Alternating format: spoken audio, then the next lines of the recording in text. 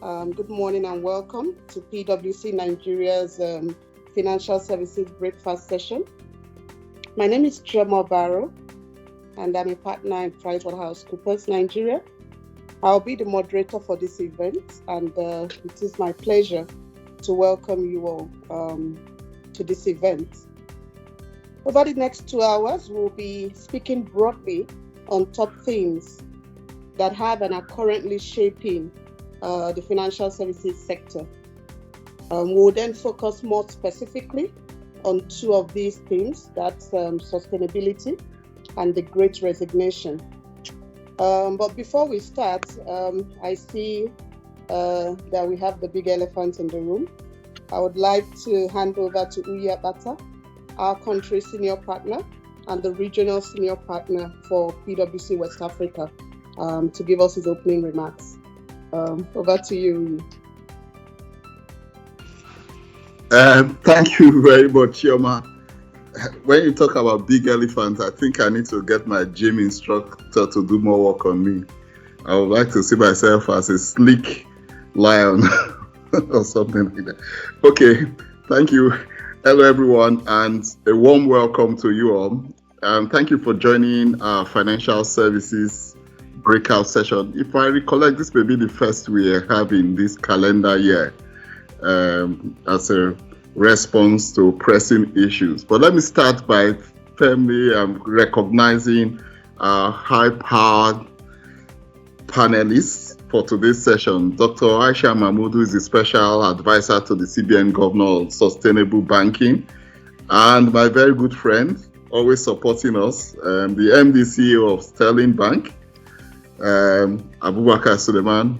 Welcome, Abubakar. Good that you can join us again, and we don't take this very lightly at all. Thank you both. As our external speakers, at least I didn't need to beg and cajole you to join us there. But the others that even if they don't choose, I can order them to join us. First and foremost is my colleague, our Chief Economist, Andrew Nevin. Andrew, especially as we talk about the global economic comeback and outlook, what's financial services, what kind of role are we going to play? Andrew will tee off or set the ball rolling in that respect. Especially, I look at it very seriously. Against the backdrop of COVID is over, mostly, how can the financial services truly be making an impact? I think that's what these discussions will be more about. I know we have to look inwards ourselves to see how we respond to two very pressing issues. One is sustainability in these times, and to talk about the sustainable related issues will be Rukai El Rufai, who is our sustainability and climate change industry leader in Nigeria. I assure you, Rukai is extremely passionate about this. We are doing things internally, and she really is. So I can imagine. So let's expect a lot of passion from her in this regard. But as we try and do all of these, we as financial institutions, we want to position ourselves as the game changers here. But we are faced with our own internal challenges too, and that's the great migration. People are running away. At the last count, about 20 to 30% are leaving us. So why and how do we respond to this? We've described it as the Great Resignation. So for instance, for us to position ourselves to make these changes, some of this is the internal thing we need to really address. And again, another extremely passionate person as part of the panelists will be Shola Adewale, our People and Organization Advisory Leader. So these panelists will share their thoughts and set the tone for us to have useful deliberations in the course of the next hour or so, couple of hours. But as I said, I'm really excited to be opening this because I genuinely believe the financial services has a significant role to play in terms of us having sustainable outcomes when we deal with issues relating to our people and our environment. And again, as I said, with the level of panelists on board today, we're going to have a really exciting time. So mine is very easy. So welcome you all once again. And I'd like to thank you for just joining us. And again, I know we have very insightful discussion. So, Andrew Nevin, you are instructed to continue the discussions. Thank you very much. Thank you.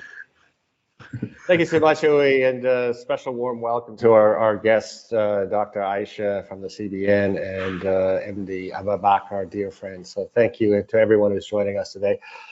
So as Uyi said, I'm going to get the ball rolling with a little bit of a kind of economic discussion, very briefly, and relating it to the financial services industry.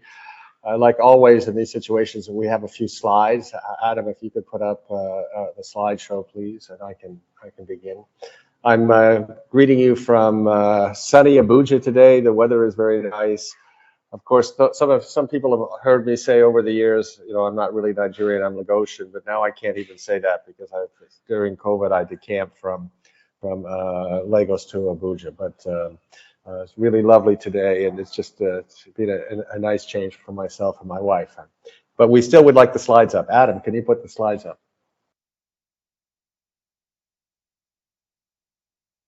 Okay, so let me start by saying, in terms of we of course our economics group puts out an economic viewpoint, but we don't put out a forecast. We don't put out what GDP is going to be doing. We don't put out what the exchange rate is going to be doing. We think those are all derivatives. What we've talked about over the last few years are what we call the top themes for the Nigerian economy and for the financial services industry. And many of you may have heard us discuss 10 top themes over the last few years. We're in the process of updating these top themes, and I would make an offer to everyone, every client here today, that we're very happy to come out and discuss this in much more detail as we develop it. But today's session is really the first time we're sharing with our clients what our new themes are going forward. So if we could just go to the next slide. We don't need a picture of me from 15 years ago. I'm much older now.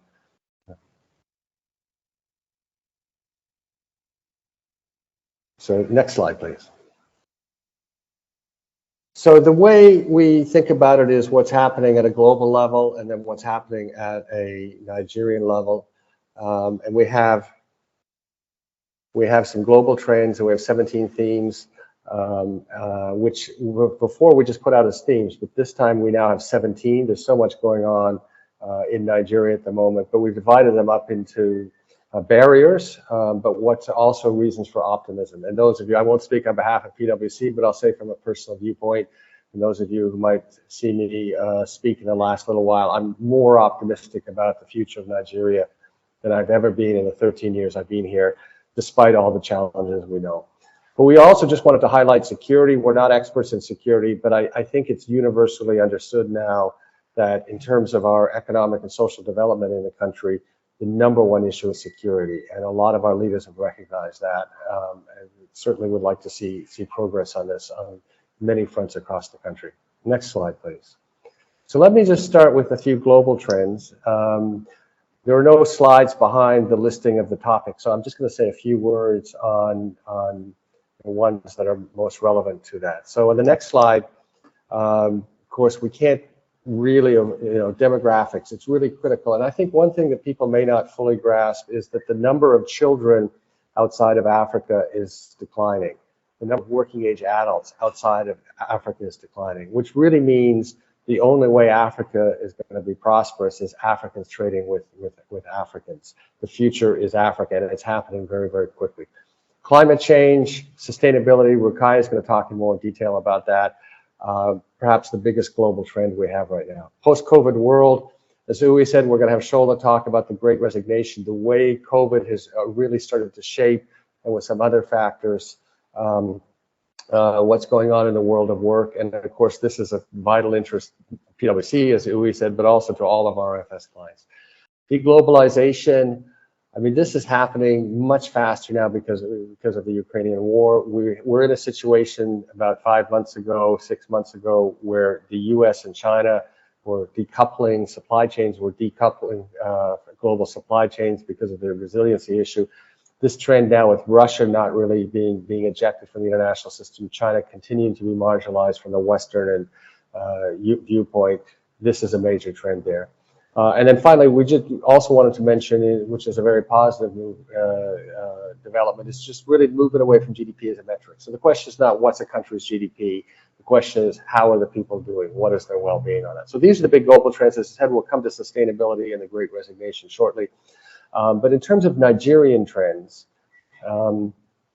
next slide, please. As I said, we've divided this time into barriers and into reasons for optimism. I won't go through all of them. You can read them faster than I can speak. But a couple I'll highlight in terms of the barriers. We still have number 3, Nigeria's 2 big distortions, being the foil distortion and being the FX distortion. I'm sure everyone here is aware of the 4 trillion naira that's been budgeted by NAS for the foil subsidy. I mean, our view is this will come to an end sometime, whether it's 3 months from now, 18 months from now, 3 years from now, we don't know. But obviously the economy cannot function permanently with these distortions on it. The second barrier I'd like to highlight, which I think is really critical for the FS industry, is the challenge of incomplete data. And what do we mean by that? Our official data doesn't have the right population, doesn't have the right GDP. So if you take the 4th quarter NBS statistics, the annual GDP would have been about 200 trillion naira. We think the economy is larger than is captured by it. The methodologies we use to capture the GDP are not capturing our large informal economy. And so this is something that's very important because there's more economic activity than we think. And there's more opportunity for FS clients than we think on that. Let's go to the next slide.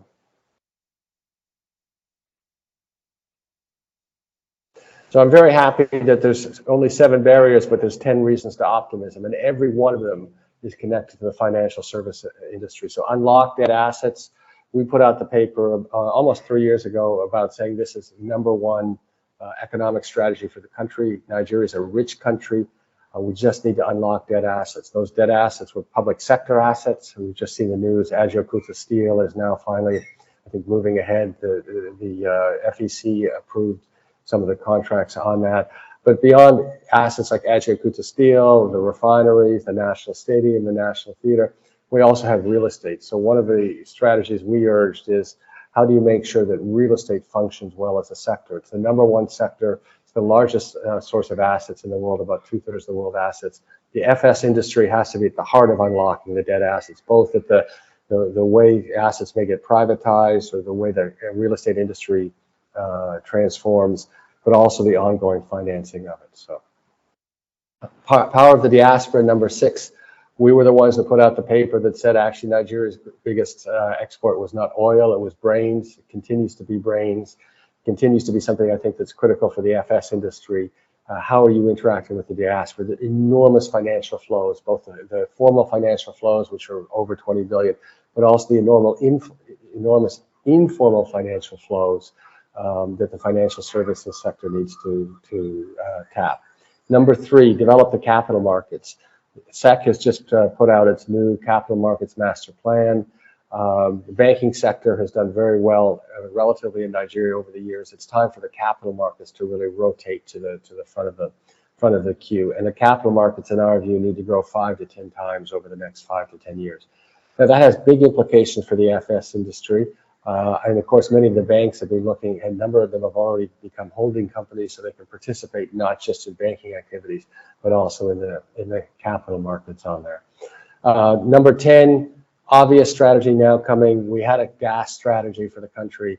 It was difficult to execute because hard to attract capital. With the Ukrainian war, with the European energy situation on there, energy security, a clear strategy for this country is increase LNG exports to Europe. And FS clients, all our clients need to be at the center of that, the financing of this development.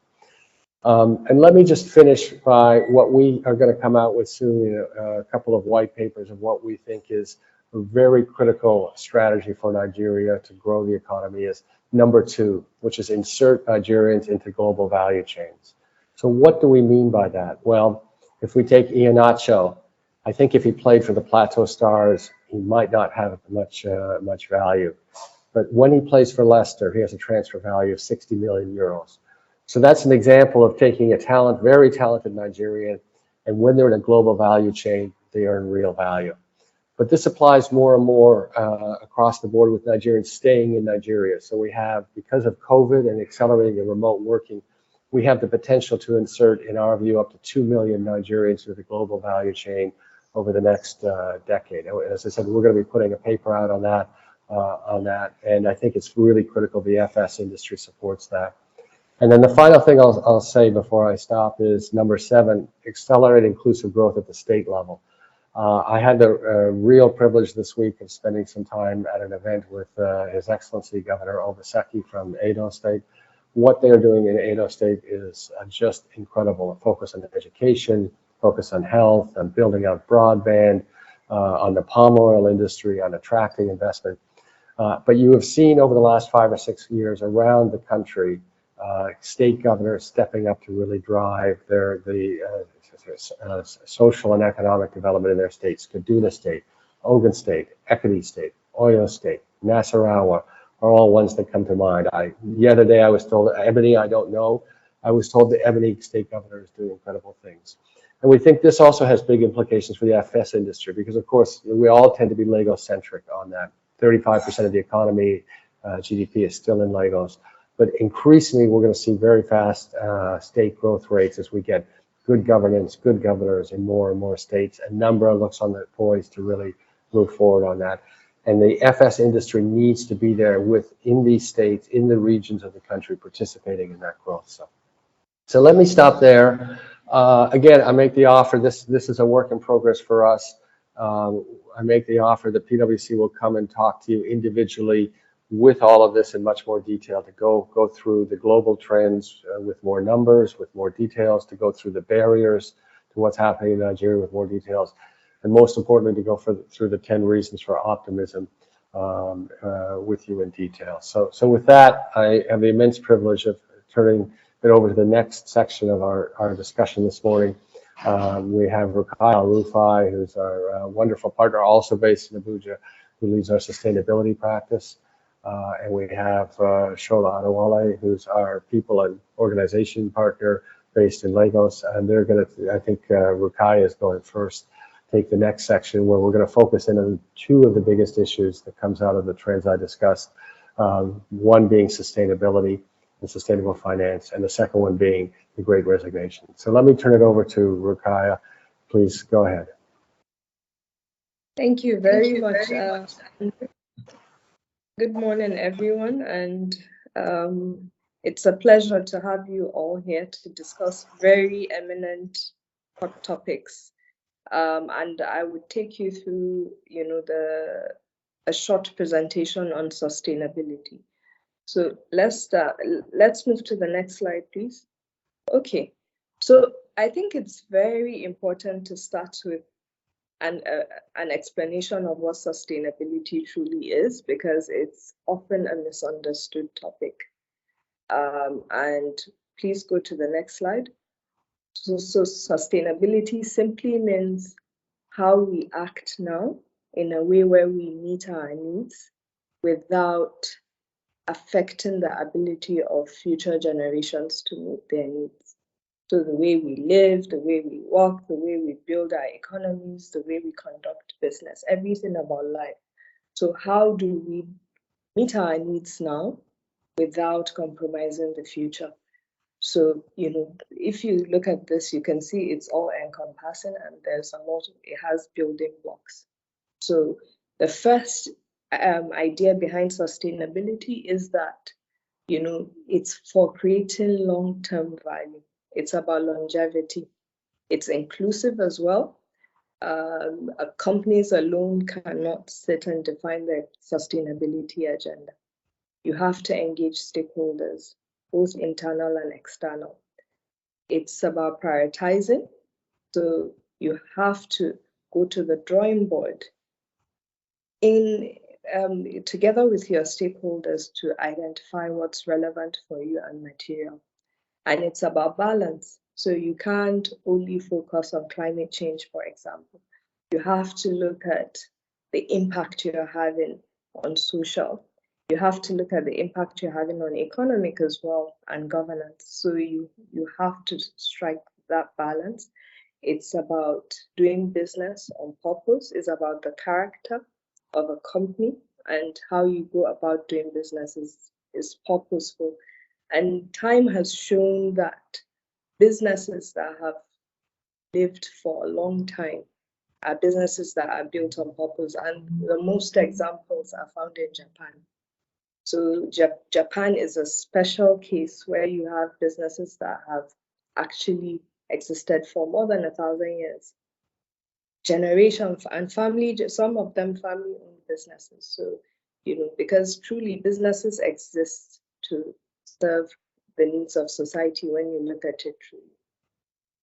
And, it's about impact. So you're thinking of impact you're having, and you're also constantly scanning to future proof to continue with that value creation. So when you look at the diagram here, this is what we're trying to demonstrate. How can a company create shared value, which creates value for the enterprise, while at the same time creating value for society? Andrew has already touched on a lot of this, the trends. He's also touched on the need to shift, from that GDP financial economic lens to a more balanced lens. So corporates are also required to look inwards to create value for themselves, and also at the same time look outwards to create value for society. They also have to look at how they're impacting the environment as well. So you can see that today financial services industries and regulators are increasingly aware of the risks. I mean, Nigeria has been a leader in terms of banking, the banking sector. There are welcome developments with other sectors in the financial services, where the regulators have all pledged to actually put guidelines and industry guidelines. And we're happy that Dr. Aisha Mahmood is here today to share, the journey for banking, which has been very successful, because Nigeria is actually leading when it comes to sustainable banking because of the early adoption of sustainable banking. So moving to the next slide. So this is just deep diving on examples of environment where you're trying to control your externalities, such as your carbon emission, your waste. You also need to look at, the positives of that, because it's often an area that, only the negatives are attributed to. There are very opportunistic developments there, such as green finance, sustainable finance, that corporates can also leverage. With social, you're looking at diversity, women in leadership, you're looking at your workforce, you're looking at host communities, and all. With governance, which is very important for Africa, it's about the accountability, the corporate systems, behaviors, compliance with regulations, and so on. So next slide, please. Okay, so Andrew has spoken about the trend, so I won't dwell too much on this, but the fact and takeaway from all the trends we're seeing is that, Nigeria too is rapidly growing with digital, and definitely you're seeing more products.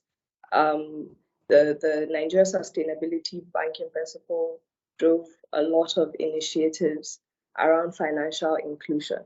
So we're seeing women banking, we're seeing agency banking, and so on. And all these try to leverage digital platforms. Then, you have climate change, and the environmental implications of decision, because, you fund activities in the economy that also, impact climate change.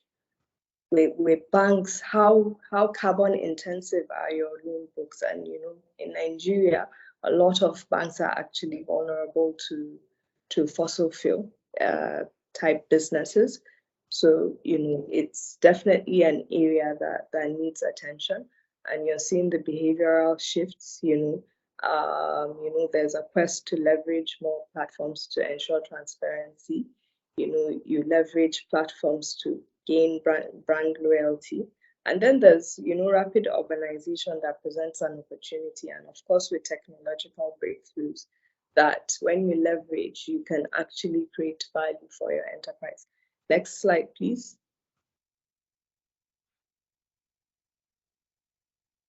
Next slide, please. Okay, so let's start off even from a base of risk management when it comes to ESG. So when you look at it from a risk perspective, there are a lot of financial and non-financial risks.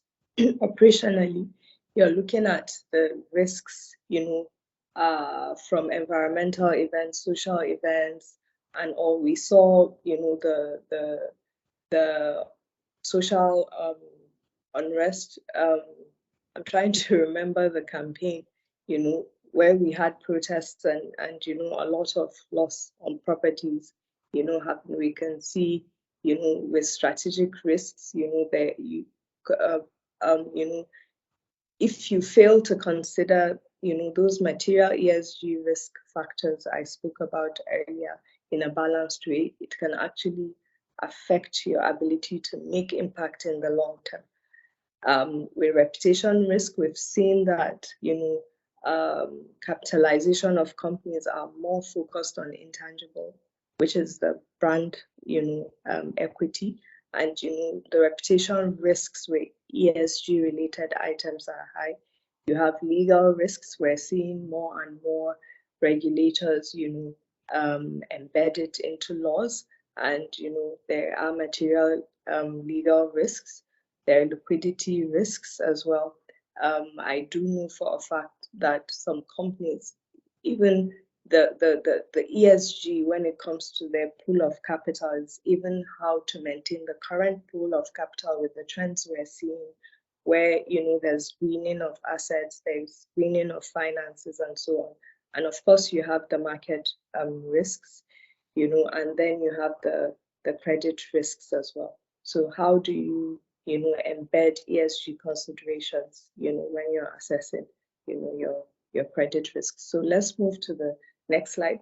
So the next slide tries to reinforce leveraging your ESG transformation to create value. And there are different levels of maturity. There is, based on different scenarios. The first scenario is business as usual, where you choose to do nothing. Of course, if you choose to do nothing, with the headwinds we're seeing, there would be value erosion.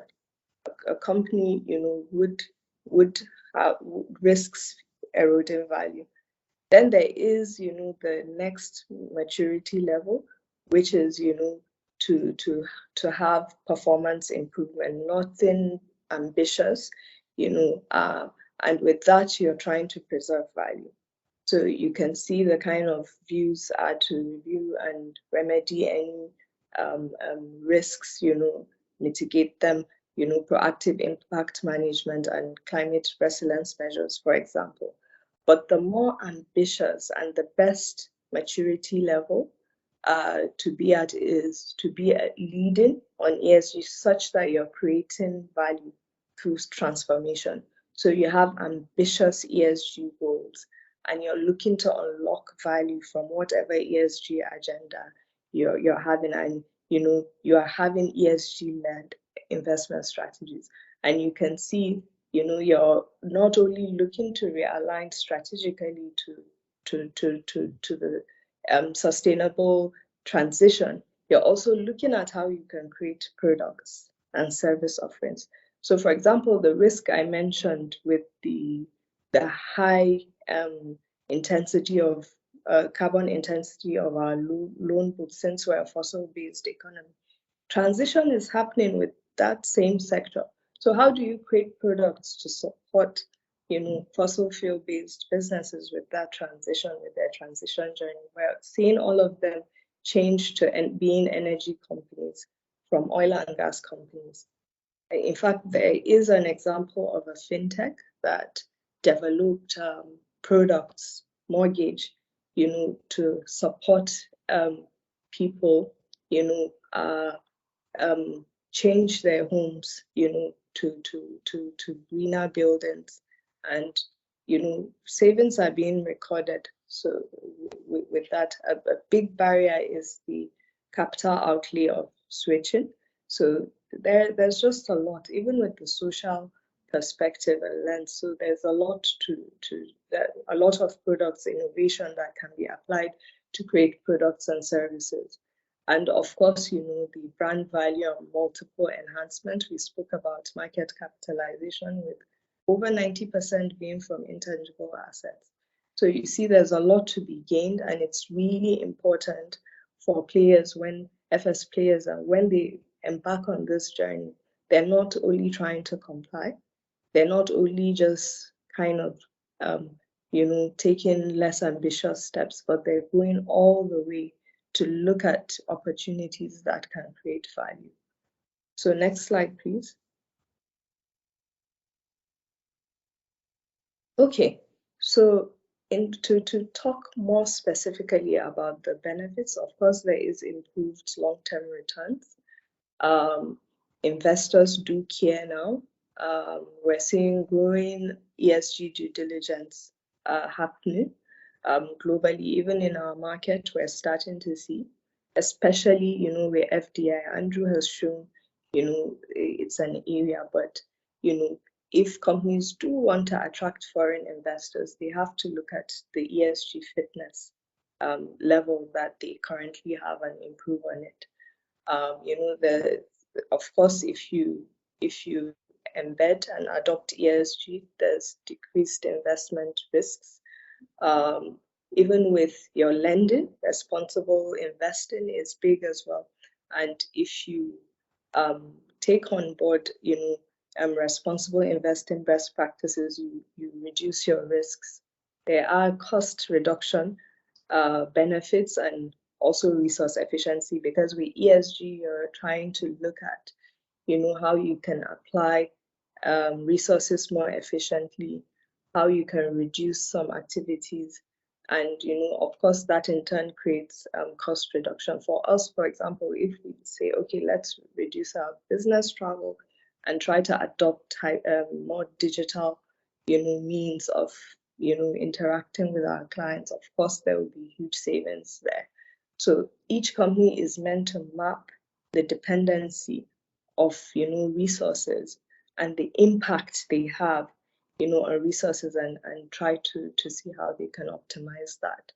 Of course, it's a platform to have a competitive advantage and brand and reputation, which I spoke about. But two very important stakeholder categories are consumers and employees.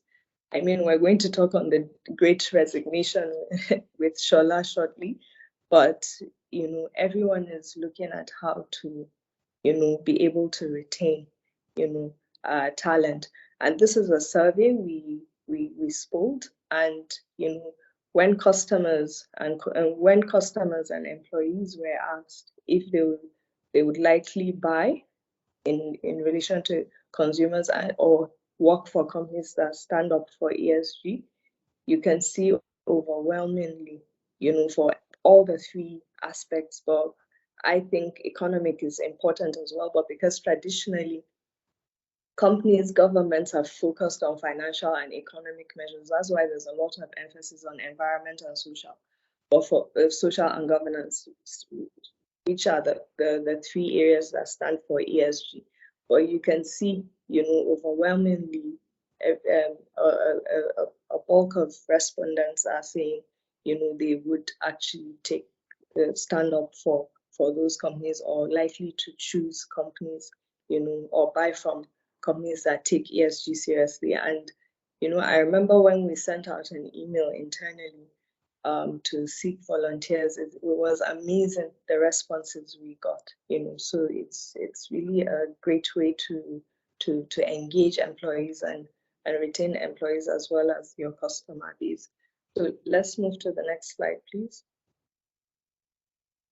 Okay, so some top issues, because we've highlighted the benefits, we've seen what drives ESG, and now to go into, the top things, based on our views and what we see that requires immediate action. The first is data and the availability and the quality. So ESG, I mentioned earlier, is stakeholder-centric. It's very inclusive. It's also data-centric. You look at climate, for example, is science-based. So you do need data, if you truly want to unlock value through ESG. So in fact, this is an area we think, clients and companies can do better, because, it's a very challenging area. You have to invest in the data systems. You have to invest in technology, which I'll talk about in more detail shortly.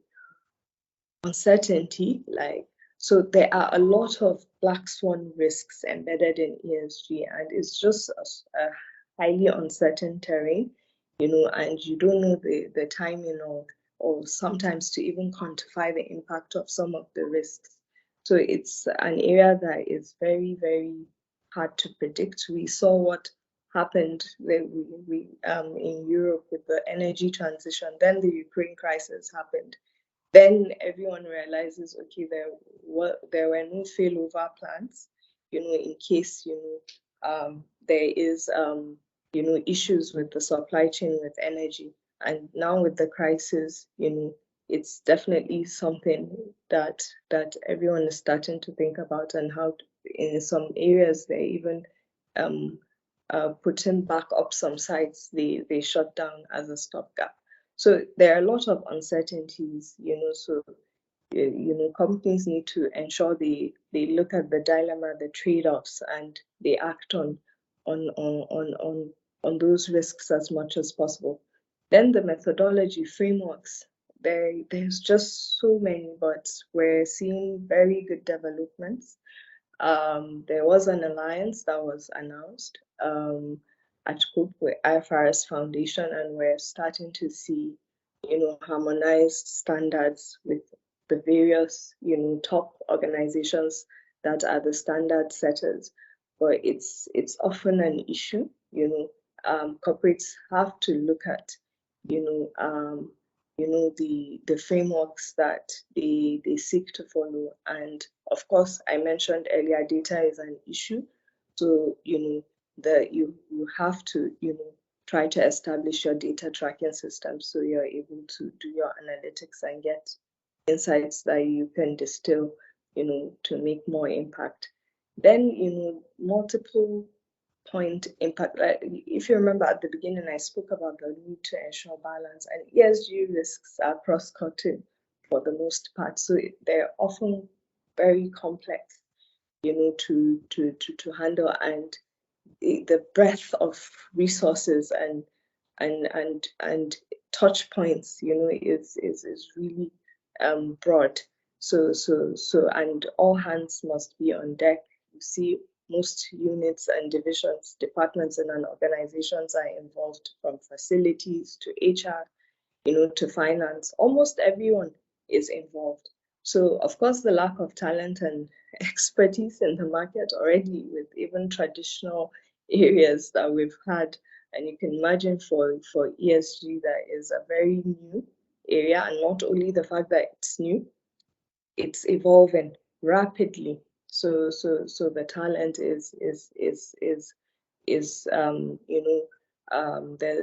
is scarcity of talent, especially with the more technical things that relate to financial services, which includes, doing the risk models, doing the estimates, the financial impacts of some of the risks, doing the scenarios and stress testing, some of these. So next slide, please. So, I mean, we've highlighted the issues, and it's really important to give practical recommendations. And, what we have here is, four-pronged approach. The first is to discover, explore, your ESG areas that are material to you, define, explore the purpose, the ambition, but in line with your stakeholder expectations. And then, review all the frameworks that are out there. and based on that, design something that works for you. But what's important is having a blueprint with clear initiatives. We mentioned earlier it's complex. It involves a lot of people. The ecosystem is wide, and your blueprint should have clearly marked targets. It should be cascaded to various owners, and it should include measures of success and KPIs. And of course, the data systems I spoke about and the technology.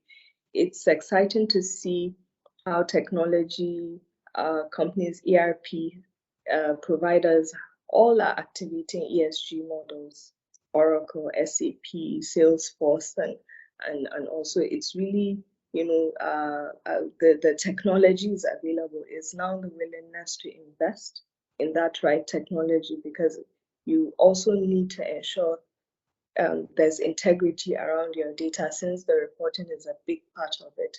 Should be data you're comfortable to put out there. And like I said, some of them are science-based. So the next phase is to embed, whatever you come up with, you have to embed in your strategy, in your operating model, your policies, your risk management systems, even probably as down to your algorithms, in your loan process, for example, and all that. Of course, the governance system, starting with tune at the top, should be a boardroom agenda, and the various subs should be cascaded to the various subcommittees. So it starts, at the top. And of course, the performance management systems, it should be integrated. And very importantly, to report and communicate, a lot of ESG rating agencies, they take what you disclose, even if you're doing it. So you have to go that extra mile, and you have to, of course, engage your stakeholders and ensure you communicate beyond the formal channels of sustainability reports, which we recommend it's assured, but other platforms as well.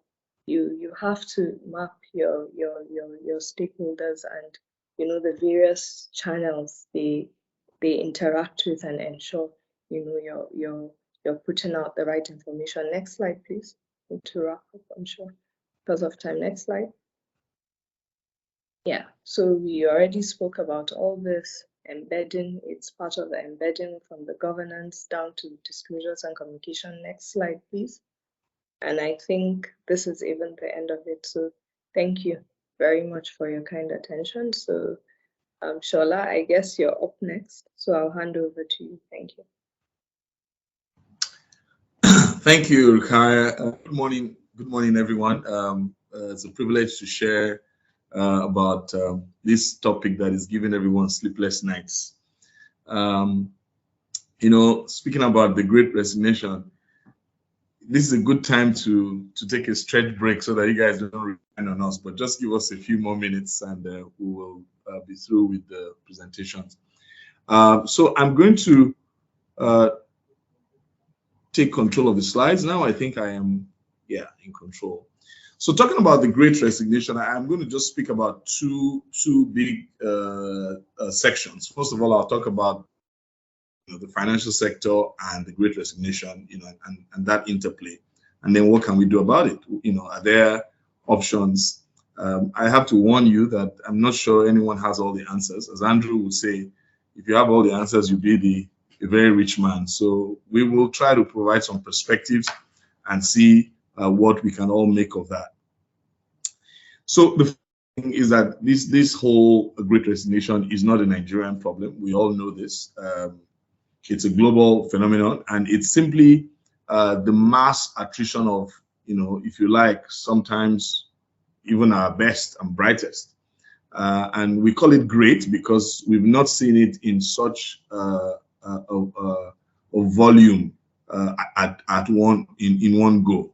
The financial sector in particular has felt the brunt of this, has borne the brunt of this resignation, particularly when you think about how we have been trying to transition into digital in providing digital platforms in providing our services. So the demand for top tech talent is through the roof, and it is global. We found an interview that Abubakar, one of our speakers today, granted to Bloomberg, where he said, very experienced people are especially in software engineering, are either leaving the industry or leaving the country. So this is a real issue. When you come down to Nigeria, the issue is obviously amplified by our socio-political problems, where you find people of all career levels willing to leave the country, and just exiting. So they're not just leaving financial services or leaving your organization, they're actually leaving the country. And that presents a whole new set of challenges. Let me take a step back. Before COVID, we had PwC, like many organizations, was at the forefront of talking about the future of work and how we needed to check whether we were future ready as far as skills were concerned. Did we have the skills to play in the new world of work that was emerging? I remember we had a couple of conferences in Nigeria and in the UK, in Europe, where we call them future of work conferences, where we're trying to wrap our heads around how do we, first of all, determine the digital acumen of our organizations. What skills do we need for the future? We had the World Economic Forum talking about different skills that we needed, from artificial intelligence to design thinking. And then we suddenly found again that we even needed some soft skills to make those hard skills work. But then COVID came, and the story was revved up, like never before, because as the whole world pivoted to, there was no physical contact. It was, first of all, a test of the organizations that were ready, that had built the right skills. The good news about it was that during COVID, no one was really resigning and going anywhere outside the country. COVID and the lockdown brought a whole dynamic that my career in financial services, so I know a bit about that industry. It totally stumped the banker or the financial service provider, because we were always a preferred employer.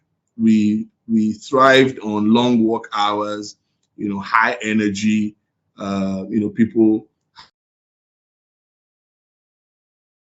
deliver on the goods. But then as people spent a year plus with their loved ones, as people died,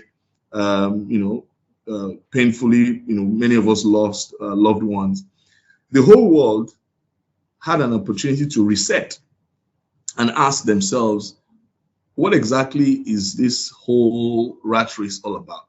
I was speaking to a member of my family who arrived from the UK last night and said, in the UK, people just decided, I don't have to work this hard to live, not because someone is giving me any dole, but I don't think it's worth it if I'm just going to drop dead, at the drop of a coin, and then I haven't spent time with my loved ones.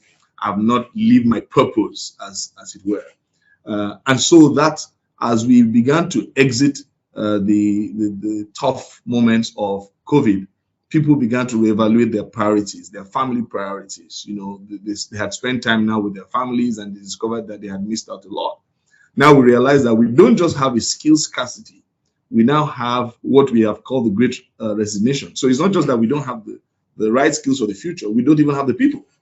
So it's the people are not even there. They are exiting by the day.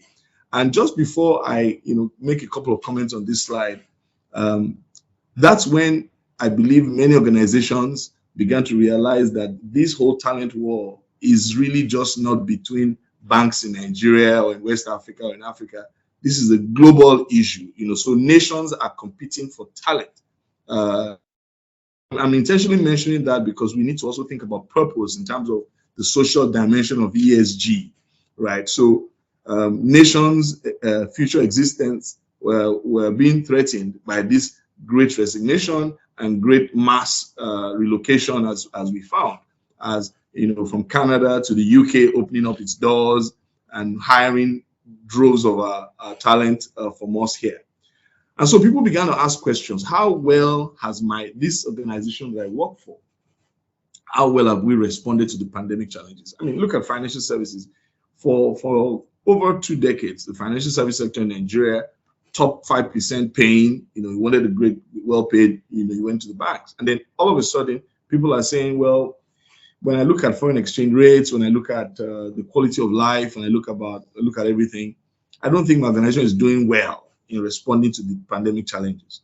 And so we began to see attraction with people and nations that were prioritizing employee experience, well-being, and accommodating people's workplace presences. And this is shallow waters. This is deep waters for banks and financial services. We are not good at that because we didn't think in those terms. I mean, certainly not a lot of organizations thought in those terms. We thought if you were thinking about people's well-being, employee experience, you are not being a high-performing organization.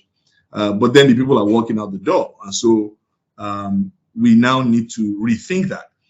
Every year, PwC does a global CEO survey, and last year we found out that close to 50% of CEOs are intent, and this is global, including Nigeria. Actually, a few CEOs in Nigeria participating in this are actively thinking of making changes to their workplace culture. In my time in doing what I do in people area, I've not seen such a high demand for culture work than I have seen in the last couple of years across West Africa. People are suddenly asking themselves, I think we can do something better. COVID helped us to make that conversation real. But just a few impact points before I kind of round up with what can we do. I don't need to preach to the converted. Cost of replacement, big issue. Research, real data has proved that when you lose someone, the cost of replacing that individual can range to over 100% of what you are paying the last person. Very painfully so.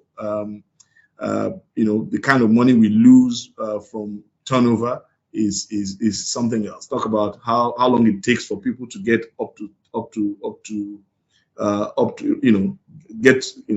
hit the floor running. We could lose a lot of money. I think for me, the most painful part of it is the decline in morale. I'm sure that many of us as executives will have noticed that when these people are leaving, they tend to leave in cohorts. There's actually some research that has been done on that is more like, it's like a fad thing, in this social media world. Are you still there? Oh, no, I don't want to be in that organization. So it's like a fad that, let's get out of there. And of course, the people who are not now leaving, also their morale is low because they're saying to you, maybe I'm not as good as my colleagues who have either left the country or left my organization. Of course, that, I have low morale, then you now add on top of that increased workload and burnout. So you had 4 people working for you, you now have 2, while it takes 3 to 6 months to get, I'll talk about that later, but takes, to get that replacement, the people who are left are burnt out, and then of course, and they're looking for a way to exit. And then of course, this is where the culture part comes in because, you're losing tribal knowledge, institutional knowledge, and so on and so forth. So there are a few questions that we need to answer. How do we protect our business? Rukaya talked about sustainability. How do we remain on the long run? I would say that this is really, really an existential problem for financial services. Indeed, what will determine the organizations who win and who lose in the next couple of years will be those who have the right talent, access to talent, not just on their teams. And I'll talk about that in closing. So ask yourself, is there something I can do to provide the right employee experience? Sometimes people, take the easy way out and say, oh no, they're going to Canada, there's nothing we can do about that. But that's not the truth. I mean, if you mine into the data of people leaving, first of all, you need to rethink your definition of longevity. Gone are the days where people are going to stay in an organization like as long as Andrew Nevin has stayed at PwC. People, you're seen as being an underperformer among your peers if you stay too long in an organization. So that's going out of the window. But is there something we can do for the 1 year, 2 years, or 3 years that they're with us to improve the employee experience? Let's ask the hard questions. Is your workforce strategy fit for the future, or is it old hat? Your technology, HR technology, these guys are digital natives, right? So are there parts of your technology that are not fit for purpose in the world that we live in, and so on and so forth? Let me round up by just saying that we need to move from the great resignation to taking the great opportunity. And this is my last slide. What can we do? If I didn't have to do so much preamble to set the stage, I really would love to focus more on this slide. And I'm sure that maybe we'll get a glimpse of, take a picture of this slide and really think about it. The first thing that we need to do is around the people. We need to reinvent our entire workforce strategy. Your hiring models, first of all. We've seen some of our clients who are beginning to rethink, and many organizations who are not even our clients, rethinking the old hard model of having everyone on staff. The whole concept of full-time employees is changing. Because do we want the heads or do we want the access to the capabilities? Talk about your hiring models. How long do your interview processes last? Gone are the days where you keep someone on the line for a month or 2 months before you respond to them. More now than ever before, when we're doing executive selection, engagement. By the time you come back, the guy has either gone to another organization or gone out of the country. So we need to accelerate that. And that's a big challenge for our current HR practices. The employee experience. What is take a cold, hard look at the employee experience in your organization.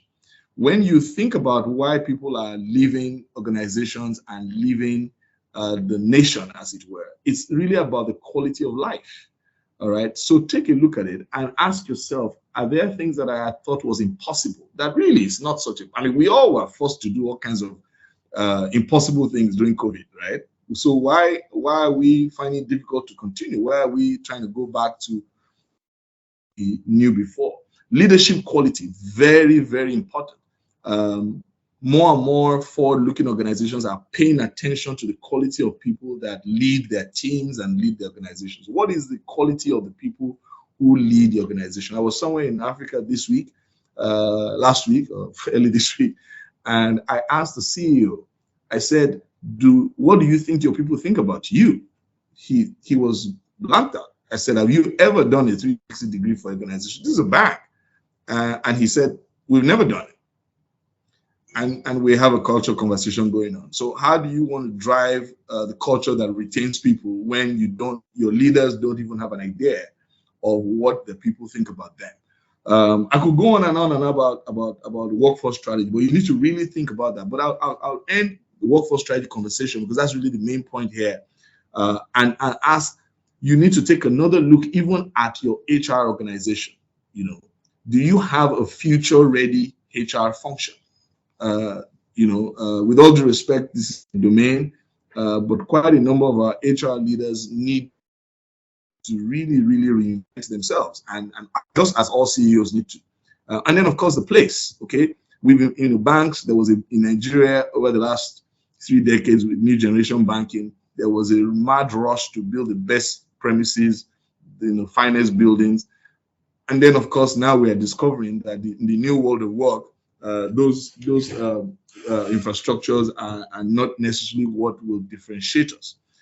So we need to know that it's not about where people do the work, but are they doing the work? And that's where productivity needs to come in, right? So you need to ask yourself, how can I promote productivity while giving people the flexibility that they require? I totally agree that there's still a lot of value that we get from in-person things.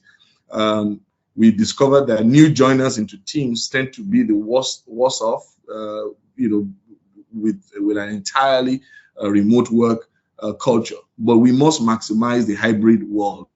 Technology has made that possible, and we are being forced to do that anyway. And when I talk about a hybrid work, I'm talking about hybrid even from Canada, hybrid from the UK. Because the truth about it is some of these people who are moving out don't necessarily have the best deals, but they just got tired of Nigeria, which is not something you can control. And then, of course, lastly, technology. I I don't think any of us would ever be able to survive this time if we don't take a cold, hard look about digitally transforming our organization. For many reasons, apart from the fact that that gives us an opportunity to address the great transition, the great resignation, and unlock some value from that. But the truth about it is that even now, those the talent that we seek are also making a decision on where to work based on how technology, how digitally enabled the organization they work for is. So on that note, I will stop. I think I am out of my time. Hope that if you would pay some attention to your workforce strategy, the concept of place and the concept of technology, you would at least be able to move the needle a bit, as Chioma would say. Thank you. Thank you very much, Shola. And I guess that's my cue to come in. Thanks a lot, Shola. As always, very passionate about people matters. Thanks also, Rukaya. Clearly, sustainability is the way forward, and organizations that don't key into it would only be left out in the long run. Also, of course, appreciating Andrew for the overall themes that he laid down before the remarks from Shola and Rukaya. So thanks, everyone. We would be going into the panel discussions now. And before we start, it gives me great pleasure to welcome our two external speakers. I crave your indulgence to just introduce them properly. I was Dr. Aisha Osman Mahmood. Dr. Aisha is the special advisor to the Governor of Central Bank of Nigeria on sustainable banking, tasked with the responsibility of driving the sustainability agenda within CBN and the financial industry since the launch of the Transformative Nigeria Sustainable Banking Principles in 2012. Dr. Aisha has held several key positions in both federal and Bauchi state governments between 1984 and 2012. She was appointed the Director General and CEO of National Center for Women Development from 2006 to 2009, and charged with the responsibility of mainstreaming gender into the National Development Agenda and Women Empowerment. Dr. Mahmood is a graduate of agriculture from the University of Maiduguri, Nigeria. She also holds a master's degree in food quality control from University of Reading, UK, and a doctorate degree in biotechnology from University of the West of England, Bristol, UK. Dr. Aisha, you're very welcome. I'm also delighted. You're welcome, Dr. Aisha. I'm also delighted to introduce Mr. Abubakar Suleiman. Mr. Abubakar is an economist and a banker with over 20 years experience in consulting and financial services. He is the Chief Executive Officer of Sterling Bank PLC, and his top priority is to optimize the impact of financial intermediation in critical sectors that can catalyze growth and create a future of shared prosperity for all Nigerians. Before Abubakar's current role, he served as the Executive Director and Chief Finance Officer of Sterling Bank. Mr. Abubakar holds a bachelor's degree in economics from the University of Abuja and an MSc in Major Program Management from Said Business School, University of Oxford. His previous work experience includes tax advisory at Anderson and financial markets with Citibank Nigeria. Currently, Abubakar serves on the Governing Council of the Chartered Institute of Bankers of Nigeria, CIBN, and the advisory boards of Lagos Business School, Enterprise Development Center of the Pan-Atlantic University, as well as the Bantu Blockchain Foundation. Mr. Abubakar, you're most welcome. Thank you for having me. And of course, the rest of our panelists are the people you've heard from already. Dr. Andrew Nevin, Rukaya El Rufai, and Olushola Dewale. So we will start off immediately. While I just ask the panelists the questions I've been noting down while our speakers were introducing their topics. I would like the participants at this point to please go ahead and drop any questions you might have for any of our panelists in the comment box, and I would pick up those questions as we proceed. So please go ahead and drop your questions now. Let me start with you, Dr. Aisha. Globally, we have seen regulation play a significant role in driving ESG. So what has been the trend in Nigeria for financial services, and what should the industry expect going forward? Specifically, what has been the experience with the implementation of the Nigeria Sustainable Banking Principles? Should we expect any changes soon coming from the CBN? Dr. Aisha. Yeah, thank you very much. I want to thank PwC for inviting me to this important breakfast session. And unfortunately, it's the fasting period, so I wish to expect my e-breakfast. Yeah, it is. You know, before I go into your question, I just want to, because there has been a lot of discussion and arguments on why central banks, are leading the sustainability agenda globally. And I want to tell you that Central Bank of Nigeria is one of the few central banks in the world, that have the mandate, to assist government priority along climate change, sustainable development. And the most important thing is because we've come to realize that sustainability impacts the mandate of Central Bank of Nigeria if it is not tackled, because it has impact on financial stability, monetary policy, and price stability. So this is why we have regulations around these issues since, as Rukaya has rightly said, we started early. In 2012, the Central Bank of Nigeria led the entire banking industry, to develop what we call the Nigerian Sustainable Banking Principles. So these are like 9 overarching principles that are guiding the banks to implement, sustainability, to embed sustainability consideration into their business operations, business practices, business activities. And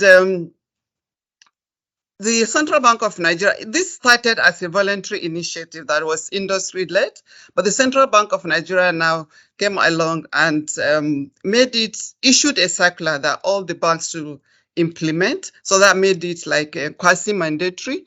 And since then, the Nigerian banking industry is, a high-level player in terms of ESG implementation.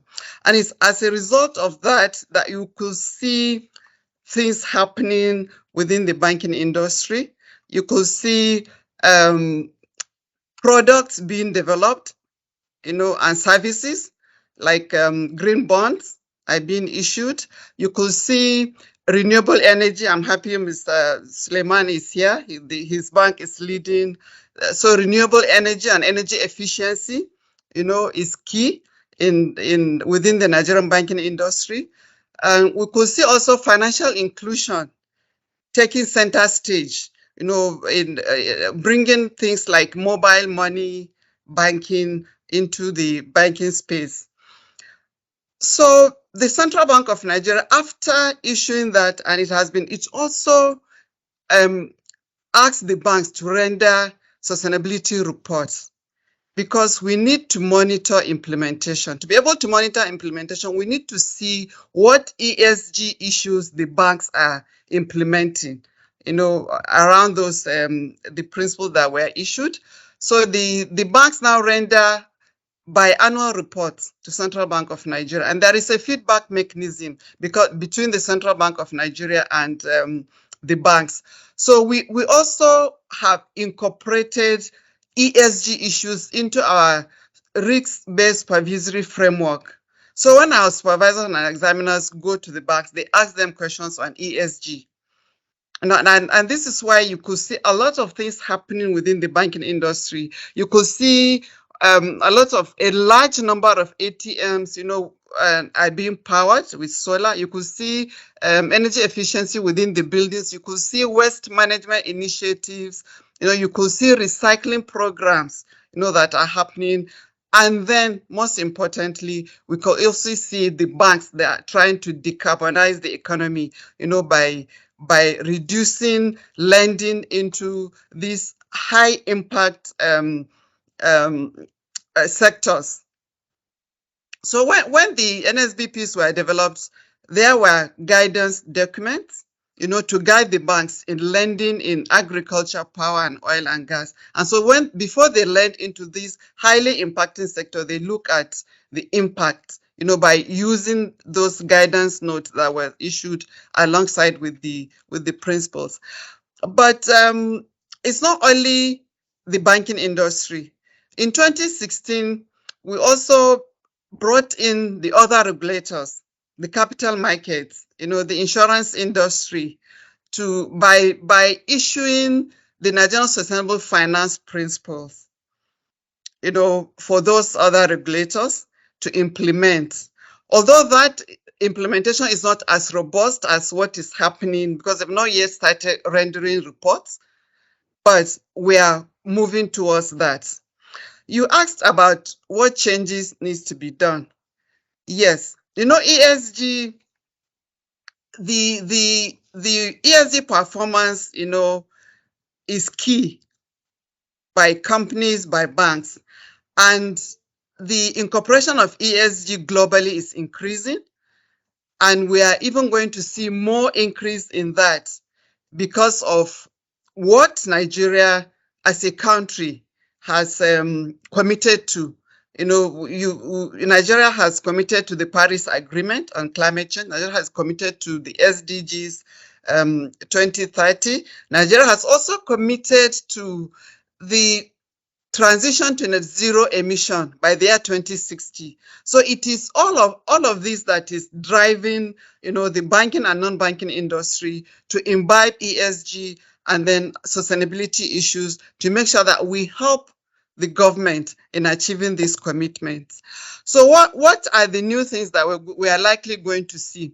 When we started the ESGs, the NSBPs and the NSFPs are basically tools, that are ESG frameworks. But globally, climate change is now the buzzword. So what we are doing now, we've already started, management has already approved, is to review the existing framework, ESG framework, the Nigerian Sustainable Banking Principle, to incorporate climate-related risks. And also, in addition, Rekia has also talked about, I don't want to go into details, but we know the climate-related risks include physical risks, it includes transition risks and liability risks. So we are going to incorporate that so that into the NSB, the already existing NNBSB. And then we also want to look at the reporting templates, find out how is it still material, the materiality of the existing reporting template, and then also try to move with the digital transformation. Because what we do now, though it is done online, but we want to automate, the reporting, to make it easier for banks, and then also to make it easier for us as a central bank. The review process and the feedback mechanism will be easier. Then most importantly, as Rekia has mentioned, data is important. But it's not only availability of data analytics. The data is there. The banks, render this report. We have the data. But we need also to have data analytics. So these are some of the new things that we are trying to incorporate around the existing framework. Thank you. Thank you so much for that, Dr. Aisha. Very insightful comments from you. Clearly, all financial service companies need to start taking this more serious. Start looking at ways to even automate the process and also start on the journey towards making the entire ESG process more simpler and more sustainable.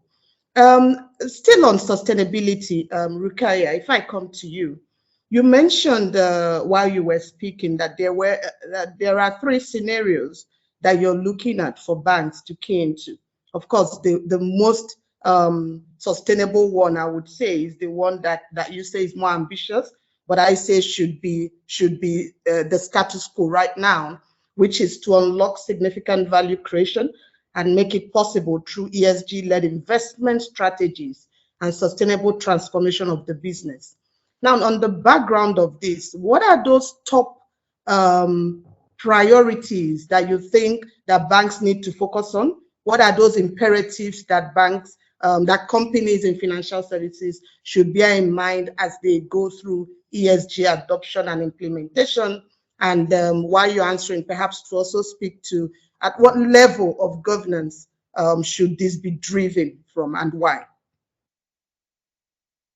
Okay, thank you, Chioma, and this is a very interesting and important question.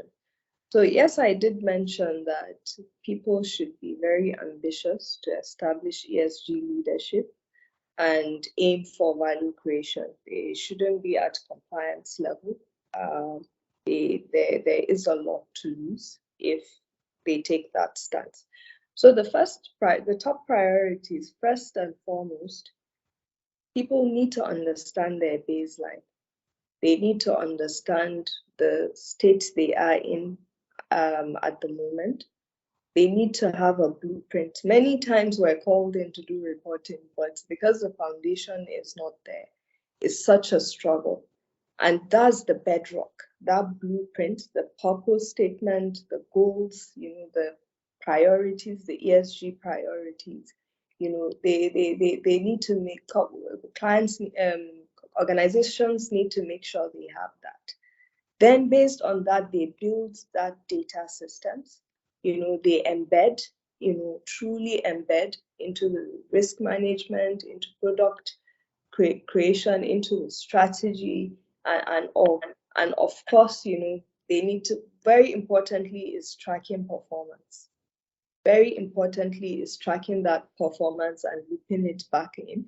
And finally, the communication.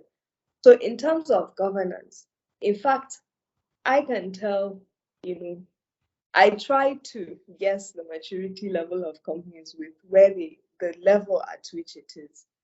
It should truly be a boardroom agenda. Chioma, you've seen how ESG has grown in PwC, from just it being at the very top and even in West Market at a priority for Uyi as well. You've seen how we're moving quickly. So it's torn at the top. So it should be embedded in all the layers of governance, down to individuals. You also engage individuals. So the board, executive management, so the board should have oversight. The executive management should have the responsibility of creating the blueprint, ensuring it's being implemented, tracking the performance. The various subcommittees, very importantly, should have it cascaded. So any gender, diversity, fair compensation, all those types should be with the HR committee. Anything in relation to reporting should be with the audit committee. And even the same executive should have it. The CFO should have a response, the CRO, and so on. So it's everybody's business. It's everybody's business. And you see, the sustainability also includes how you work. And you're expected as a company to use your sphere of influence. And that's why, for example, if you're going to embark on net zero, you have to decarbonize your supply chain, because a lot of people, the bulk of their emissions is from their supply chain, not even directly from their operations. And so your sphere of influence on your stakeholder, including your employees, even SDGs have frameworks that you as a person can take on, to contribute to those goals, called the good life goals. So it's everybody's business. So it needs to be embedded in the whole system. Thank you. Thank you very much, Rukaya. And let me move away a bit from sustainability. I'll come back to you and Dr. Aisha in a moment. Mr. Abubakar, when Shola was making his presentation on the Great Resignation, he talked about reinventing your workforce strategy and a need to rehumanize your leadership. So in the global war for talent, what do you think FS leaders like you, of course, can do to create new employee experience for their people? Thank you very much, Chioma. Let me steal a minute and contribute a bit to the ESG conversation before I answer your question. I think that every ESG conversation is a conversation about resource allocation, right? It is really a conversation about what resources we are allocating, who is allocating it, and to what. And to that extent, it is also a conversation about changing the mindset of investors. Unfortunately, I think to a large extent, we are tended to focus on all the stakeholders and not enough on the investor. And I said that because there is no marketplace today for companies that are ESG leaning or ESG compliant. It is the exact same marketplace that is used to evaluate the performance of companies. And we already know that if you bat for the short run, you will get better financial return on the short run than someone who is investing for the longer run. So to my mind, if we want to begin to poke the stakeholder that has the big stick, which is the investor, we need to start to think about things like an ESG index valuation. In other words, we need to be able to create methods that allows you to take a company, take the valuation of the company, and then apply the ESG indexation, and then come up with another valuation so that people who are trying to see or who are trying to convince themselves that ESG practices lead to long-term profitability and long-term sustainability can actually have a peek at it using methods that can be peer-reviewed and verified, right? So if you ask me, we need to start to focus on the elephant in the room, which is those who control capital, especially in a place where capital is scarce. Beyond regulation, which I know to be inefficient because people spend more time trying to avoid being caught than actually complying. The best thing to do is to go to the root of the problem. But also, it also moves us from seeing ESG as a set of matrices or indices to be met and becoming a mindset that yields better return long term, right? So that would be my stolen contribution. I listened to Shola and I wasn't convinced that, well, I knew he's right ballpark, that financial institutions had continued with the culture, what they call the high octane culture, that doesn't pay a lot of attention to the state of being and the state of mind of the employee and was more concerned about outcomes, and they deliver those outcomes at any cost possible, including long working hours and very unkindly working culture. That is generally true, but that has not been true for us for almost 5 years. We have been on a journey of rehumanizing the workplace. We have been on a journey of bringing empathy into the workplace. And it's not a coincidence that when the Great Place to Work rank businesses in Nigeria and in Africa, we are either ahead or behind PwC. We are in the space of consulting companies, not in the space of banks. Because I think consulting companies had a head start. The nature of the company being a partnership meant that the human element was far more visible than when you are a capital-led company. And so, yes, I do agree that journey of rehumanizing the workplace is one that some of us have started early. I'm not yet convinced that as an industry that particular way of doing things will catch on. I'm not yet convinced. I have to see more evidence that people are retracing their steps. COVID may have sort of triggered a little bit of a change of mind, but people have quickly gone back to their ways of doing things. So I don't think that that there has been enough learning for us to rehumanize the workplace. However, in terms of a workforce strategy, the one thing that has become obvious, and I will speak first and foremost about Sterling Bank so that I then move on from what the industry is doing, is that our strategy was the right one. We have been practicing flexibility and agility in the workplace for a while. And so we're just simply trying to fast track what we started. Unfortunately, even internally, there's still a lot of pushback. And I would step away from that to say, I feel like in a year or two, for 90% of those in my industry, you wouldn't be able to tell that COVID ever happened. I think that they would be back to the way they do things. And I'm being generous when I say 90%. However, I'm not as my view on the Great Resignation is actually slightly different. And I start by asking questions. All those resigning, where they're going to? A lot of the so-called Great Resignations, a lot of them are actually being hired by corporations across the country. So if you were to make allowances for the people that I have hired from other places that falls within the Great Resignation, it starts to moderate the concern a bit. Because people are not resigning massively from companies to stay at home. They are actually moving to other jobs. And in many cases, what we have observed, and I had a conversation with Peter Capoli recently about this, is that we're now seeing a little bit of the great regret. Because a lot of those resignations were not driven by people who have properly considered the circumstances, and they had assumed a lot of things that have turned out not to be true. So we're actually seeing a lot of the great regrets. I've seen a lot of people who left who want to come back. So there's some moderation there. But to now go to the root cause of the problem, you can't solve the Great Resignation problem by simply improving your workplace alone. And the reason for it is that, first and foremost, there is no universe in which I can compete with Facebook, right?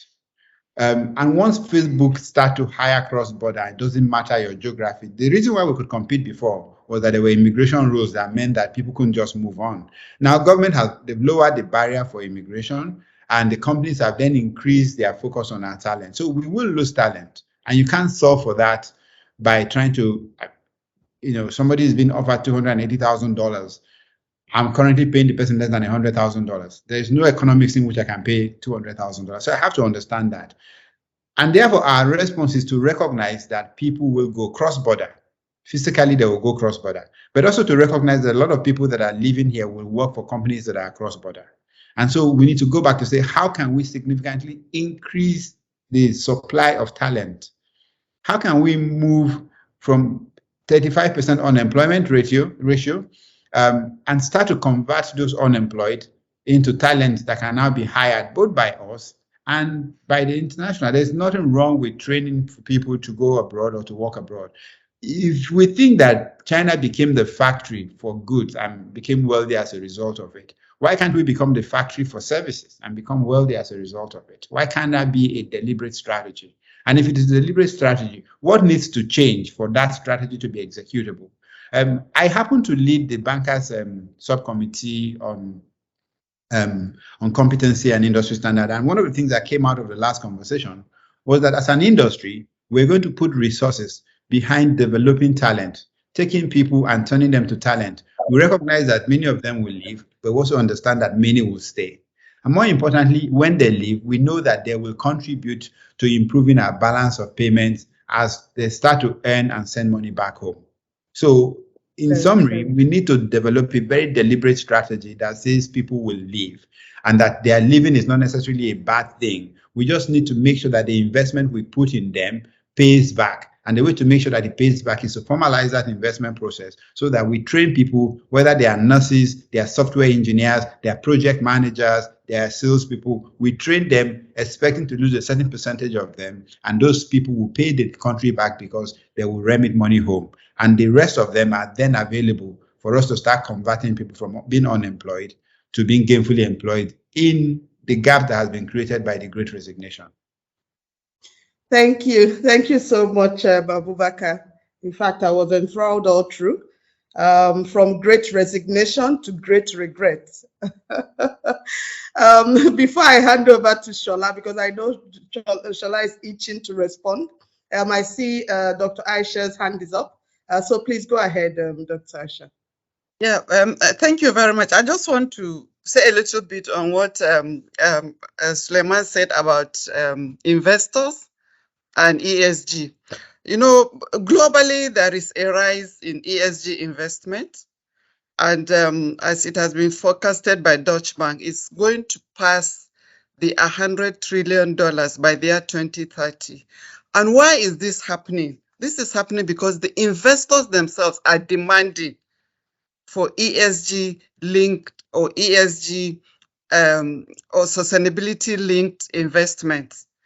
So what and it has also been shown that there is rating, for investors, just like you rate any other companies. It is also done based on ESG, and it has been shown that high ESG rated companies or investors, outperform low ESG rated investors. So what I think we need to do now is, as we review the whole sustainability agenda within the Nigerian financial services and the financial ecosystem, we could also try to see how we could rate these investors. They are demanding for these things, but then we need to also be able to rate them to see how they are also performing. Thank you. Thank you very much, Dr. Aisha. Thanks for that. Shala, if I come to you very quickly, I know that in your presentation, you did say that there's a lot that can be done to stem the brain drain. But then it's also clear that one of the major driving forces for great resignation is the increased demand for flexibility in the workplace. Now, given the peculiarities of financial services industry, how do you think our financial service leaders can provide this much needed flexibility without jeopardizing customer experience or operational excellence? Thank you, Chioma. If I may follow Abubakar's lead, let me steal a moment from from the last question. I mean, I would not dare respond to the issues that Abubakar raised, because I mean, frankly speaking, he's right. Bank has won a couple of awards in leading the way in the employee experience, and for that we must commend them. I think to your question, Chioma, I think the answer is just one word. It's just technology. Just making a bigger and bigger play with our technology platforms. Let me move out of financial services for a second, even though I'm still in financial services, because now the telcos are also encroaching into the financial services space, and they're going to give us a big run for our money, because they seem to have started with technology from day one. I was with some senior telco people a few weeks ago, and we were trying to answer a question about improving the call center experience. And I sat for 30 minutes, then I asked a question. I said, why should I even be talking to a call center? Why can't you make that the last thing that I want to do by just creating a very seamless experience for me for most of what I do with your app? And they said, well, Nigerians don't like to talk to people. They don't like technology. They'd rather talk to someone. I said, well, I don't agree. If the technology solves my problems, I said to them, can I just prove to you that the reason why I will talk to someone is because your technology is not working? So I pulled out my phone and I showed them my app, and I showed them how difficult it was for me to navigate the app because the app was failing me. And therefore I would have no choice but to call someone if I needed to, or I will find an alternative. I think that if banks will more and more, in fact, I asked these particular people, I said, have you run a campaign, a focused campaign to migrate your people, pretty much like some banks have done to the technology app platforms?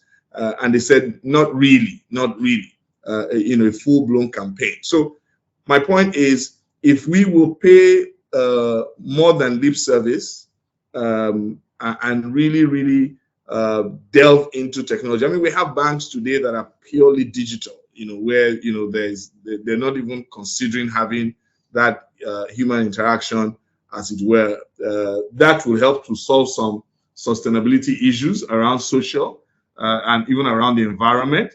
It will help to solve some of the issues around upskilling and all of that stuff.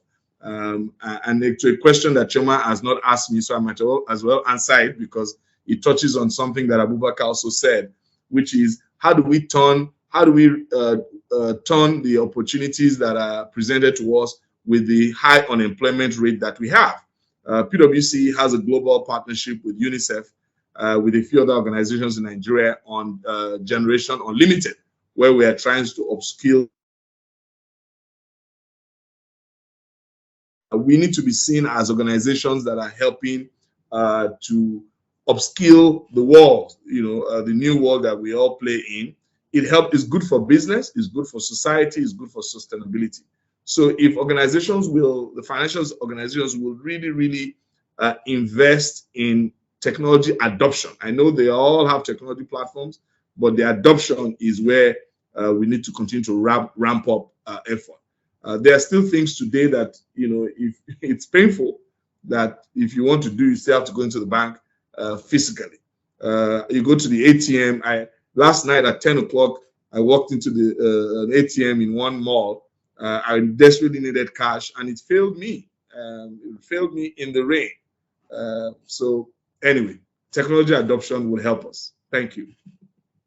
Thank you very much, Shola. I think you're absolutely right. I mean, there are lots of apps out there. Banks do need to take a step back, ask themselves, are customers really using these apps? Do customers find them user-friendly? What are the challenges these customers are having in their bid to use them? So thanks for that. I do see Abubakar's hand up. Please go ahead before I go back to the questions. Go ahead, Abubakar.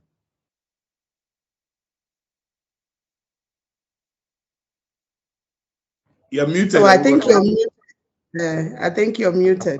Yes, sorry. I was just highlighting the data suggests strongly that the vast majority of transactions are actually being carried out online now. Certainly in payments, we underestimate the fact that in terms of transaction count, in most cases, maybe 99% of transactions in terms of count happen straight through processing, customer initiated, end to end. So that journey has started. The real problem we face in that regard is the fact that in some cases, the regulation and the legislation is still a hindrance because it hasn't caught up with the technology. And in other cases, the people who do not have access to the kind of technology that we're talking about, essentially smartphones, are the spaces where a lot of interaction are still happening. Now mostly through agents rather than bank branches, but it's still a significant amount of human interaction that can be improved upon. That's really the comment I was going to make. The other point I was going to quickly make is that I think we've moved from a point where a company should try and make the workplace comfortable for the employees. It's no longer enough, because the moment they step out of your building, the reality they face outside the door is as significant a reason for leaving the country as what you can do in the building, in your office building. A good example was, I remember one of my most talented staff wanted to leave about 3 years ago, and I asked her, why do you want to leave? And she brought out her phone and showed me the water that was coming out of her tap that morning. She said she turned on the tap this morning, and this is the water that came out of her tap, and that was the last straw for her, that she had done everything over the last 4 years to stay in the country. But that particular moment, it broke her and she left the country. So what are we doing? We just recently completed 140 apartments in a staff cooperative estate that is powered by solar, that is self-sufficient, that is going to have some office and training infrastructure within the same space, because we've now moved beyond making the office comfortable to making their life comfortable. Of course, we've done things around healthcare. We're doing things around education. You have to provide for the employee end to end. Otherwise, nobody is going to take care of what happens once they're out of your office. And that is why they leave the country a lot. Most of them, it's not even what happens in the office space, right? So that's a comment that we want to make. And I'll close by saying that sometimes you have to demonstrate it. So the building I'm in now, in about 6 weeks, is going to go off the grid completely, 100% powered by solar, 17 floors of a building, and is the first in sub-Saharan Africa using BIPV cell to wrap the entire building. Sometimes you have to project hope for your employees. They have to be in a space that they feel like, the change that is coming in the future, we're a part of it. Thank you. Thank you so much, Mr. Abubakar. You have just nicely created the parallel between the Great Resignation and sustainability. Thanks for that. But that brings me to the question that I have from one of the participants. Thanks, Mr. Sharaf. Dr. Andrew, this is for you. So GDP is still widely used as a measure of economic output and growth. How soon do you think GDP would become obsolete? We heard about measures of happiness, sustainability, inclusiveness, diversity, etc. But what is the one single all-encompassing alternative that we have out there? Thanks for that. So I generally don't make predictions, especially about the future, but I'm going to say 5 years. What we're saying out in Nigeria is that, we have a language for expressing well-being of people. It's called the Sustainable Development Goals. So there's 7 Sustainable Development Goals: no poverty, decent work, life underwater. They're intuitive to people. They've been broken down into sub-goals, and it's becoming the language. I mean, GDP, is so widely recognized being flawed. Some simple examples. So Costa Rica has 1/5 GDP per capita of the United States, and yet it has a longer life expectancy. So the efficiency of turning wealth into well-being is really critical. So why bother measuring GDP when you might as well just measure well-being directly? So, and the language is SDGs, and I think it's a fantastic development. I think Nigeria is actually the front globally on this use of the SDGs. Of course, we're blessed in Nigeria to have, there's only 17 SDG advocates appointed by the Secretary General of the UN. The SDGs are UN construct, and of course that's His Royal Highness Muhammadu Sanusi II, one of 17. So that's fantastic. So I'm gonna, as I said, I normally don't make predictions, especially about the future, but I think 5 years from now we will not be talking about the SDG. Sorry, we will not be talking about GDP. And I personally, if I was Professor Doyen Salami, I would be recommending we stop measuring GDP because I think it serves any useful purpose. What some marble. Thank you, Andrew, for that. I am very conscious of the time, and while I still check intermittently if questions are coming through from the participants, I think I would like to just get some closing remarks from all the panelists at this point. Let me start with Dr. Aisha. Thank you very much. And I think what I want to say is that we need to take advantage of the opportunities, that abide with ESG or sustainability consideration. And the global transition, that moves away from fossil fuel has been estimated as a $50 trillion opportunity.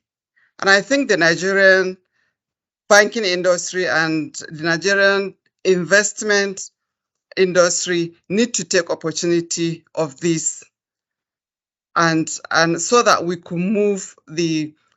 could join the rest of the world, as we decarbonize our economy and move to net zero emission.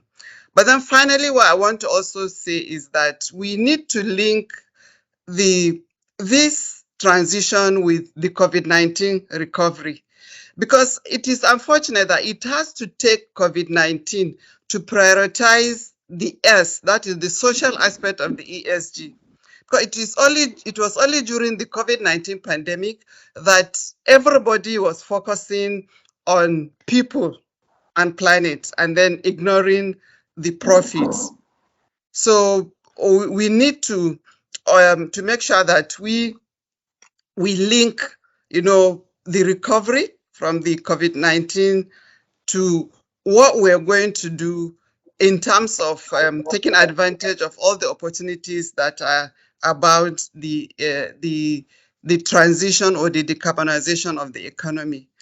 And I think ESG investment will continue to increase, will continue to rise in Nigeria, because we need to follow the global trend. And the drivers, I don't have to dwell on that. Rukaya has mentioned some of them, but it is important that the the financial service industry take advantage of this movement and they move along so that we can tap the opportunities that abound with it. Thank you very much. Thanks for that, Dr. Aisha. Indeed, COVID has shown us that the world is a global village, and so sustainability cannot be ignored at all or ignore it at your peril. Thanks for that, Dr. Aisha. Let me go to you, Mr. Abubakar. What are your final thoughts on these topics? I have been reflecting on the Great Resignation, and I think that we may be mistaking a fundamental dislocation of the people economy for a technical dislocation. And what I mean by that is that, a lot of us are thinking this is as a result of some COVID, some, people going virtual. That's, to some extent, that is true. But the fundamental problem is that there is a genuine scarcity of skilled workforce. In specific areas especially. For instance, the estimate is that there is a 15 million man deficit in the healthcare sector globally. Now, for a while, because of immigration issues, we did not feel the brunt of that. What has happened now is people have become desperate enough to begin to lower immigration barriers. But more importantly, people have figured out how to take your workforce without them crossing borders. So there's a fundamental problem that needs to be dealt with fundamentally, which is change the supply side of it. The demand side is not going to shift. We need to focus on the supply side. Andrew was right in saying that the workforce in most developed economy is actually shrinking. And so the only way you can change the supply side of that people economy is for us who have growing youth population to turn them into skilled talent and then export them. Period. There's no other thing we can do. Nothing we can do about that. And I don't think this is something that should be left to corporations to do. This is something that must happen as a specific government initiative. We will provide financing, we'll provide support, we'll do everything we need to do. But the skill that we need this done requires it to be a national commitment to develop millions of young Nigerians and let many of them travel abroad and let many of them sit back and work for companies abroad, and then we'll get what is left to grow our own economy.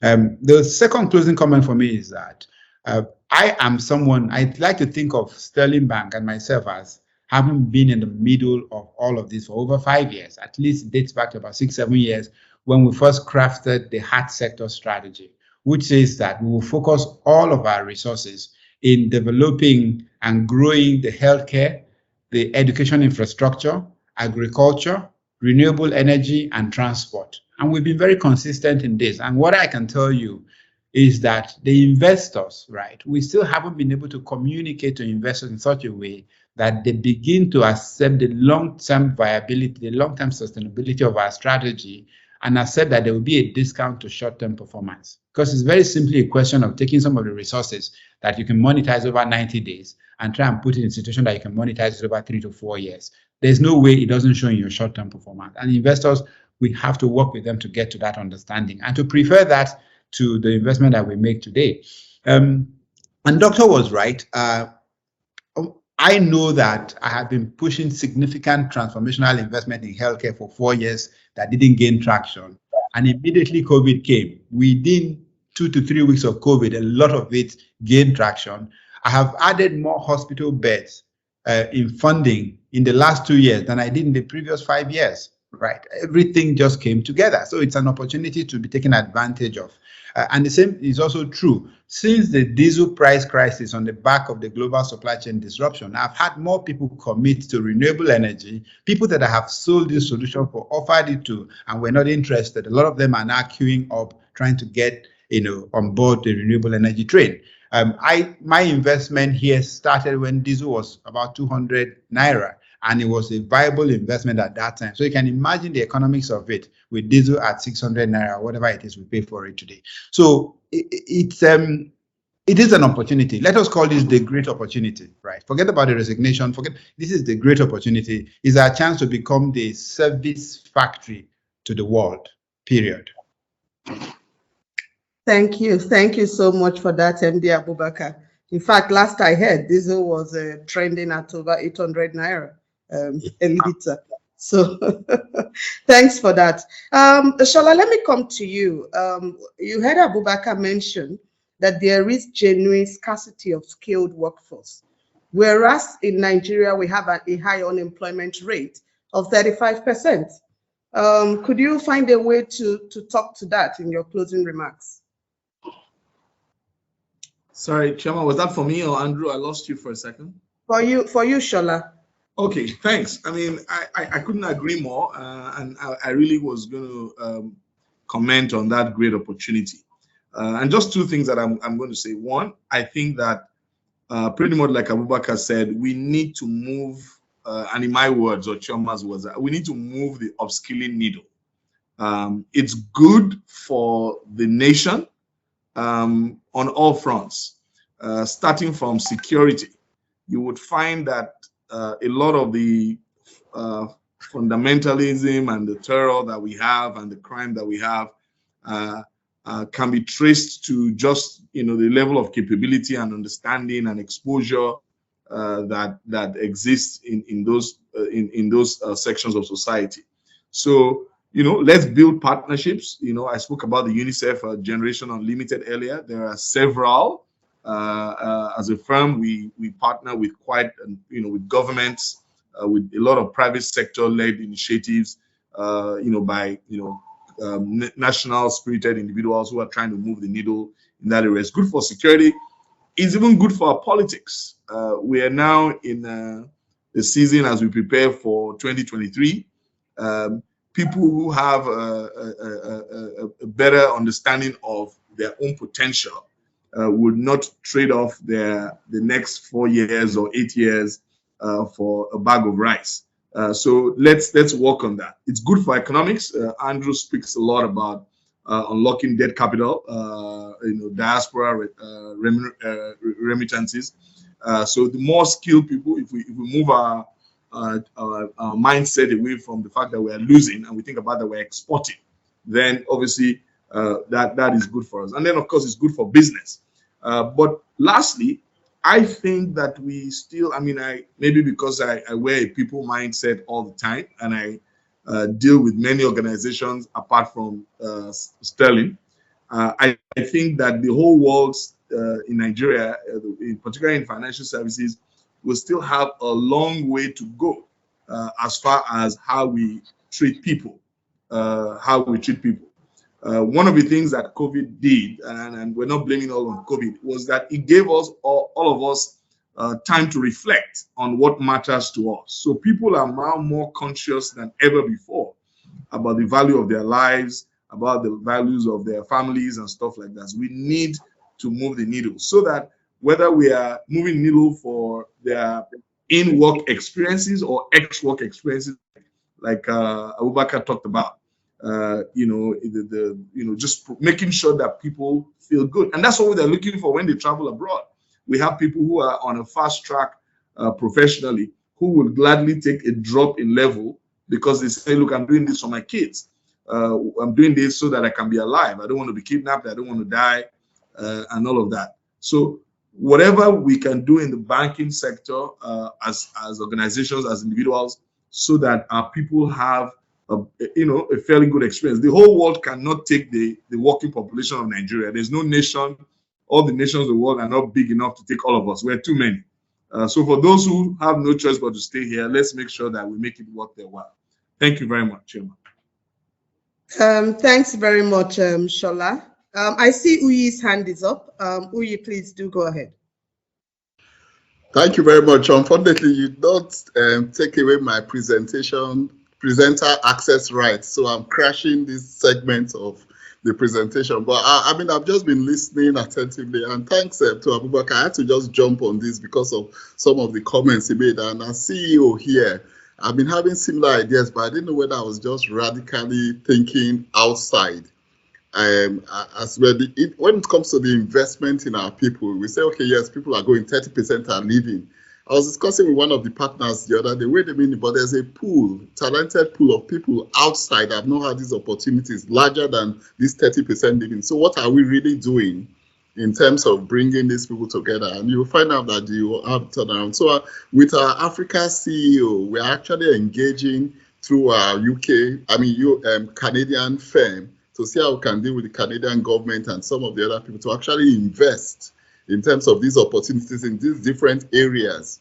So you see that at the end of the day, you are addressing an issue, what's supposed to be an issue, but at the end of the day, leading to significantly enhancing services to Nigeria, for Nigeria as it were. What Andrew, when he talked about the diaspora overhead and specifically what Abubakar has done or what he's thinking. So, I mean, more people are thinking in this direction. And you will see that at the end of the day, you've turned what appears to be a problem into something in terms of contributing to society and making real impact. When we deal with some of these issues, thinking that we're addressing sustainability issues, it's actually, at the end of the ultimate, you'll find out one small secret, you actually make more money at the end of the day by taking it head on or leading the charge, as it were. I think we've noticed this from people, and I think Sterling Bank is setting a very good example in this regard. Sorry, I had to just crash and put that in. Hope you don't mind. Oh, that was very good, Uyi. Thanks so much for that. Thank you. Okay, so let me just take final remarks from Rukaya and then Andrew, hopefully in the next 1 minute. So Rukaya, you go first, and then Andrew. Thank you. I will be very quick. All has been said. I like the optimism I hear.